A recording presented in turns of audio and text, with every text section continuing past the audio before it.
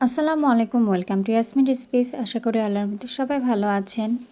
আজকে আমার সবচেয়ে পছন্দের একটা রেসিপি বানিয়ে দেখাবো, তা হচ্ছে দই চিকেন বা দই দিয়ে মুরগি রান্না। আশা করি রেসিপিটি আপনাদের ভালো লাগবে। তো যেভাবে বানাবো সেটা এখন শেয়ার করব। প্রথমে কড়াইয়ে পরিমাণ মতো তেল এবং বাটার দিয়ে দিব।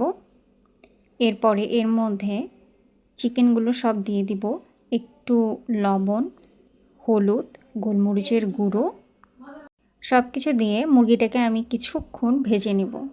ভেজে নিলে এর টেস্টটা অন্য রকমের হয়, অনেক মজা হয়।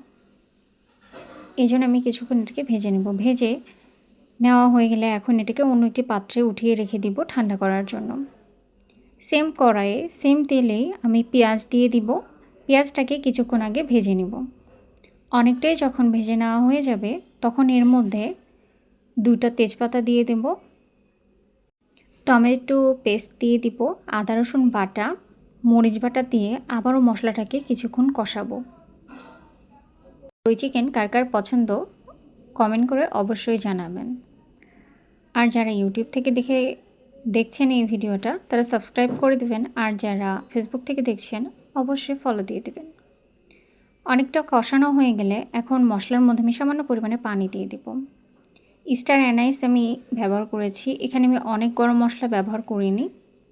এর মধ্যে এখন আমি একটু জিরে গুঁড়ো, ধনে গুঁড়ো, মৌরি গুঁড়ো আর চিকেন মশলা দিয়েছি। আবারও মশলা আমি ভালোভাবে কষিয়ে নিব। পরিমাণ মতো লবণ দিয়ে দিব। মশলা যত কষাবেন মুরগির স্বাদ তত ভালো হবে। এর মধ্যে আমি হাফ কাপের মতো দই দিয়ে দিব এবং শুকনো মরিচের গুঁড়ো। আবারও মশলাটাকে ভালোভাবে কষানো হয়ে গেলে এর মধ্যে আমি মুরগি দিয়ে আবারও কিছুক্ষণ মশলাটাকে কষাবো।